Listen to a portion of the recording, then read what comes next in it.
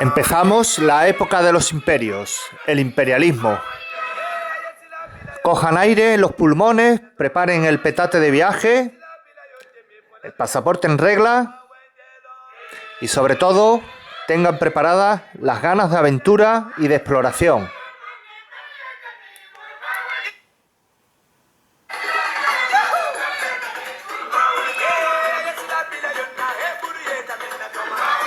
Empezamos un tema que ha marcado increíblemente el destino del mundo.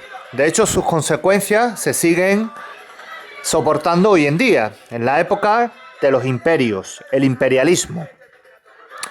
Me diréis, bueno, imperios ha habido muchos a lo largo de la historia, ¿no? Desde aquel lejano de Alejandro Magno, el Imperio Romano, el Imperio de Carlomagno, el Imperio Chino, hay muchísimos imperios. Y obviamente España, junto con nuestro vecino Portugal, también protagonizaron un glorioso y duradero imperio. Pero estamos en otra época. Digamos que esto es una nueva fase del imperialismo.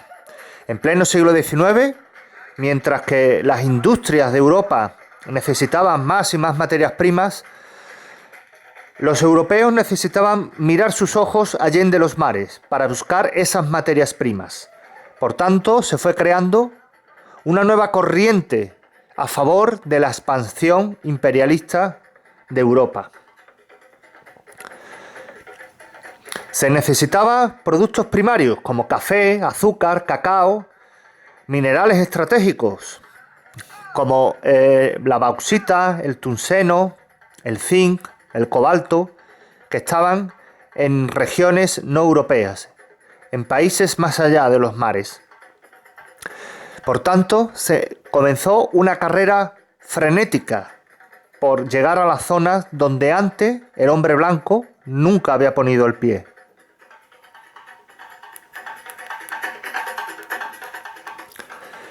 Llegamos a la época en que los europeos dominaban directamente amplias zonas de África y de Asia. Fueron territorios que recibieron el nombre de colonias. También recibieron el nombre de protectorados, mandatos, pero el nombre genérico es colonia, es decir, un territorio sometido al poder extranjero.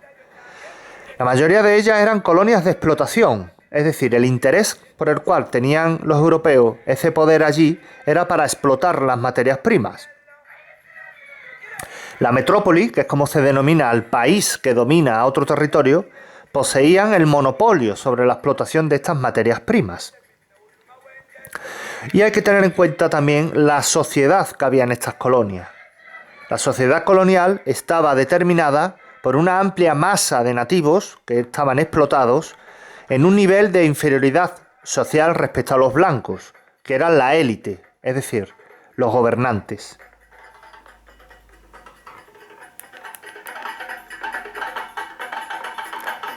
¿Por qué surgen los imperios? ¿Por qué en pleno siglo XIX Europa busca de nuevo la aventura de las colonias y el poder del sometimiento del otro?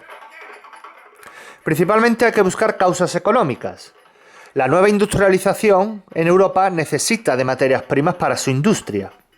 Entonces esas materias primas ya no se encuentran en tan grande cantidad en Europa, por tanto tienen que ir a buscarla a países no explotados económicamente. Toda esta ola, esta fiebre imperialista, también fue motivada por causas políticas, puesto que los gobiernos de los países europeos alegaban que para tener prestigio exterior necesitaban tener territorios extranjeros sometidos. Es decir, ningún país podría ser considerado una gran potencia si no tenía colonias en el extranjero. Es un poco la razón de la fuerza, ¿no? El imperio más grande, ¿cuál es? ¿El tuyo o el mío? Que es como decir, ¿quién tiene más poder, tú o yo? Por tanto, el país que tuviera más colonias en el orden internacional tendría mucha más fuerza y poder que los otros.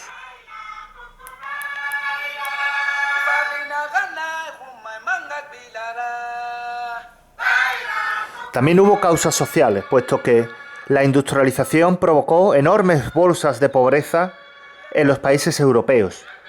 Estas gentes que necesitaban un jornal para alimentar a sus numerosas familias veían que Europa se les quedaba pequeña, no había trabajo para todos. Por tanto, muchos gobiernos vieron una solución a estas masas pauperizadas de gente, el enviarlas a las colonias. Es decir, se creó una corriente emigratoria hacia las colonias. Millones de personas en busca de un sustento y un futuro mejor para sus hijos fueron enviados a Canadá, a Australia, a África, a India, es decir, a un nuevo mundo en el cual buscaban un futuro mejor del que habían dejado atrás en Europa.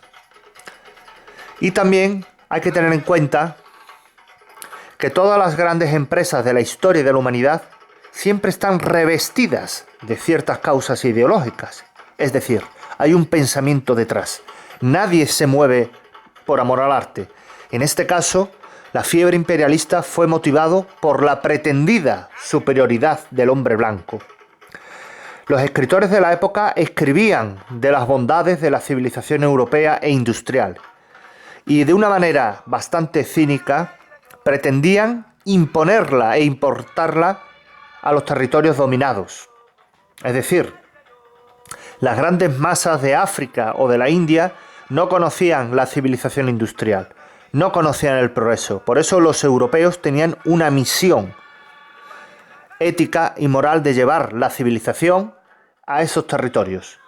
Por tanto, cuando los europeos llegaron a África y a Asia, pues empezaron, como en Europa, a tender vías de ferrocarril, a levantar fábricas, a habilitar puertos para la marina, para los nuevos barcos de vapor. Es decir, dentro de su mentalidad llevaban el progreso a las atrasadas tierras de África y de Asia.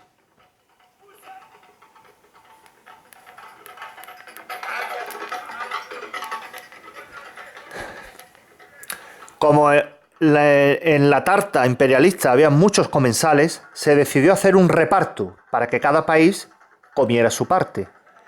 Se reunió un gran congreso en Berlín, la capital del Imperio Alemán, y en ella se procedió al reparto in misericordia de África.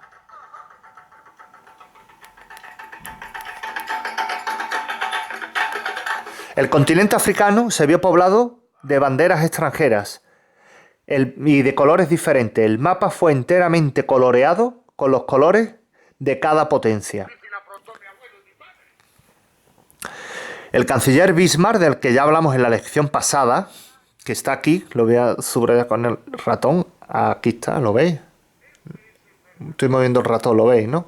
Esta cabecita es el canciller alemán Bismarck, y él, un gran diplomático, decidió convocar este congreso entre todos los países de Europa para llegar a un arreglo pacífico sobre la repartición del continente africano. Entonces, los representantes plenipotenciarios de España, Portugal, Bélgica, Italia, Gran Bretaña, Francia, Austria-Hungría, Rusia y otros muchos países más, incluidos los Estados Unidos, fueron convocados a la capital de Alemania para llegar a un arreglo con el cual evitar algún tipo de conflicto en la repartición del continente africano. Y entonces se llevó a cabo una de las operaciones geopolíticas más grandes de la historia y que todavía arrastramos, que es la de dividir el mapa mediante regla y cartabón directamente, asignándole a cada país lo que le correspondía. Aquí vemos el mapa de la repartición de África. Este mapa es muy conocido, pues todos los escolares lo hemos estudiado alguna vez, el mapa de los colorines, ¿no? Porque cada color representa a un país europeo en concreto.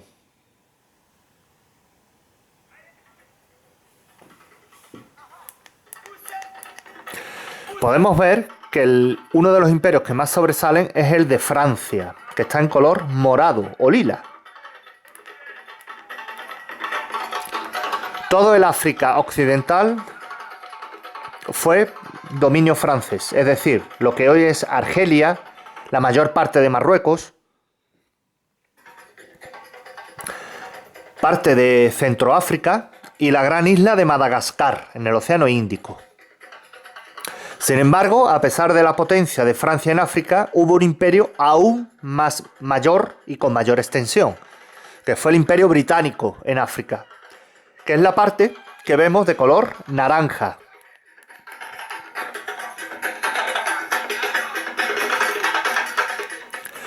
Los británicos, con bastante habilidad y diplomacia, lograron imponerse en un montón de tierras africanas. Egipto, donde controlaban el estratégico Canal de Suez, vital para las comunicaciones del Imperio Británico; Sudán, el África Oriental Británica, que es lo que hoy conocemos como Kenia, que de ahí se rodó la película Memorias de África, con el guapera de Robert Redford y una cándida Meryl Streep, pues está basada en esta época, en las tierras de Kenia, el África Oriental Británica. Uganda, Rodesia, la actual Zimbabue, Sudáfrica, Nigeria, la Costa de Oro, Sierra Leona, todo esto formó parte del Imperio Británico en África. Ya en menor extensión hubo otros imperios coloniales en África, como por ejemplo Italia, que tuvo las tierras agrestes y desérticas de Libia, en el norte, y de Somalia y Eritrea, en el Cuerno de África.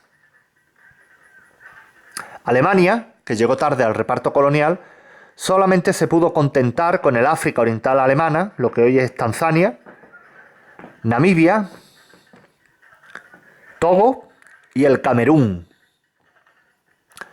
Portugal, nuestro vecino, no salió muy mal del reparto, puesto que obtuvo grandes porciones de territorio en el cono surafricano, como Angola y Mozambique.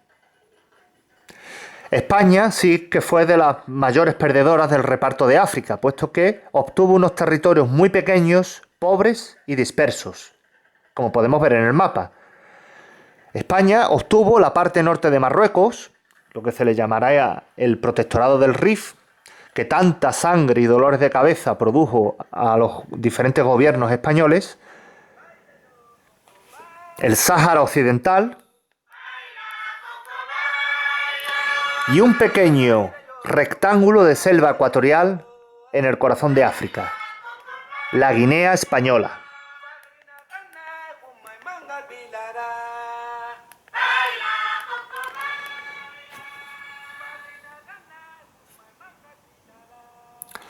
Esta es la época de las grandes exploraciones al interior de África. Vemos a la izquierda una ilustración de un periódico francés sobre una expedición exploratoria francesa y a la derecha el encuentro de dos mundos, el explorador blanco junto con dos pigmeos del África central, el África negra. Esta es la época de las grandes exploraciones que hemos visto representadas en tantas y tantas películas.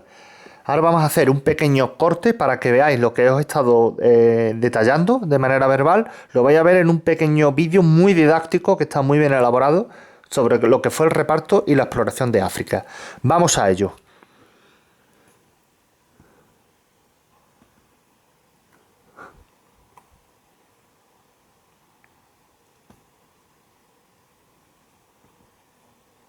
La curiosidad científica, los intereses económicos y la preocupación misionera impulsaron a finales del siglo XVIII la exploración de África. Mungo Park, que entre 1795 y 1806 llegó al Alto Níger, fue uno de los precursores. Las primeras expediciones se centraron en el Magreb, el Sudán y la búsqueda de las fuentes del Nilo. Luego, con Livingstone, se orientaron hacia el África ecuatorial. A partir de 1870 y del viaje de Stanley, se abrió el camino a la colonización, y después de 1890, diversas misiones militares, como la de Fureux-Lamy, se encargaron de unir los territorios ya colonizados. Los imperios coloniales más extensos de África fueron el británico y el francés.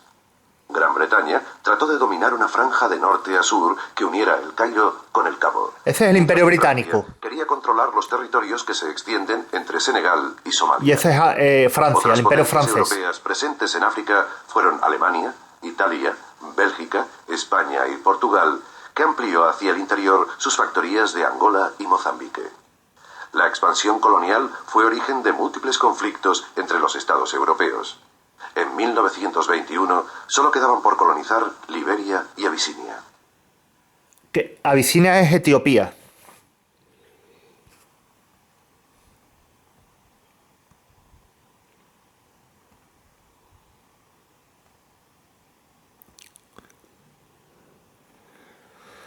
Pues está muy bien ese vídeo didáctico para que veáis cómo las exploraciones fueron avanzando, cómo en un plazo de 30, 40, 50 años a lo sumo, la mayor parte del interior del continente africano estaba ya explorado, ya aparecía en los mapas. De todas maneras, no hay dominación sin sumisión, y en este caso la explotación de África fue bastante cruel y descarnada. Las palabras claves es el racismo y sumisión, como podéis ver gráficamente en la ilustración que os presento. Un hombre blanco, europeo, fumando en una hamaca y transportado por 4 sirvientes negros, que si tenéis buena vista, detrás se ve otro con un fardo en la cabeza. El racismo no fue una excepción en la colonización europea de África, sino que fue un sistema de gobierno y norma social.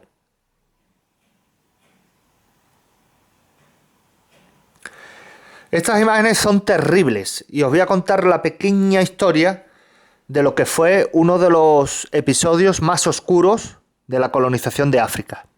Me estoy refiriendo a la explotación del Congo belga. ¿Os sonará el Congo belga?